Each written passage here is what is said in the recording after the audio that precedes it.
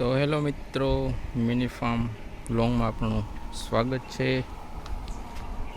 ફરીથી નવા વિડીયો સાથે તમારી સાથે.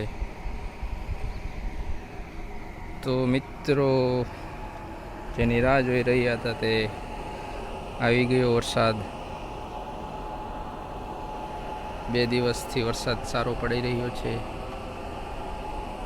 તમે જોઈ શકો છો, એકદમ લીલી ચાદર હોય કે હરિયાળી થઈ ગઈ છે. આમ બધું હસતું હોય ને તેવો બધો મોલ થઈ ગયો છે, એકદમ લીલો છમ. કારણ કે વરસાદનું પાણી તો પાણી જ કહેવાય. અને હજી વરસાદની બહુ આવવાની હજી સંભાવના તો છે જ, પણ સારું કહેવાય, ભગવાનની દયાથી વરસાદ થઈ ગયો. હજી પડશે તો મસ્ત લીલી હરિયાળી થઈ ગઈ છે એકદમ. બપોરનો સમય છે ને ગાયત્રીને આપણે નીણ પૂરો કરવા આવ્યા હતા. તો ગાયત્રી ખાઈ રહી છે મસ્ત મજાની.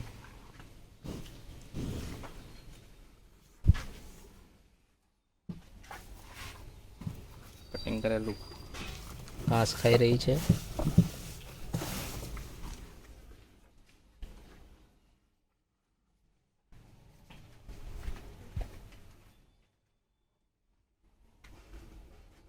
અને આ બાજુ સૂકો ચારો છે, તુવેરનો પાલો છે. અને અહીંયા છે મીઠું સિંધવ. ગાયત્રીને જરૂર પડે તો ચાટી લે છે.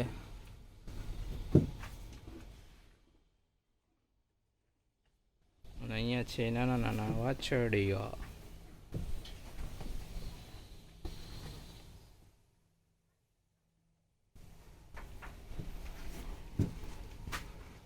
હજી ગરમીનું પ્રમાણ એટલું જ છે, જે વરસાદની ખૂબ જરૂરત છે આ બાજુ સૌરાષ્ટ્રમાં.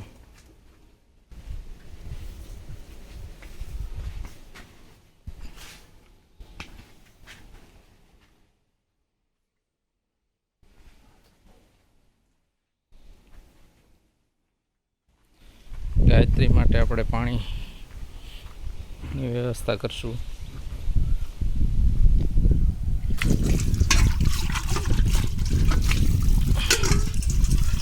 મિત્રો, હંમેશા શુદ્ધ પાણી આપણે જેવું પીએ છીએ એવું જ આપવું જોઈએ, કારણ કે એમાં પણ જીવ છે. અને પાણી હંમેશા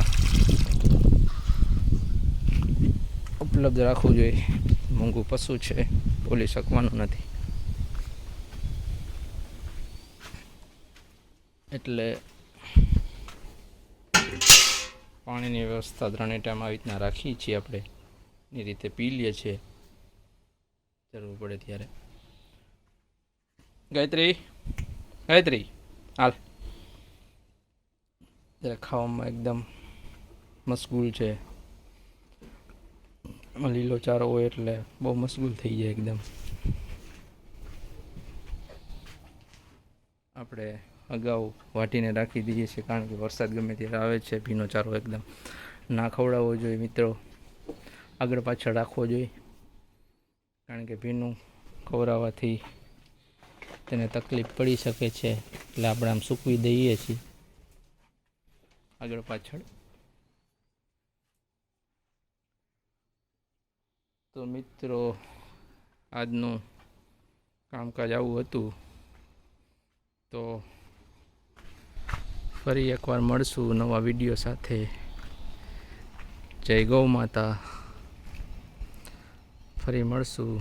આવા જ વિડીયો જોવા માટે સબસ્ક્રાઈબ કરો, કોમેન્ટ કરો કેવો લાગ્યો વિડીયો. તો મળીએ પાછા નવા વિડીયોમાં. જય ગૌ માતા.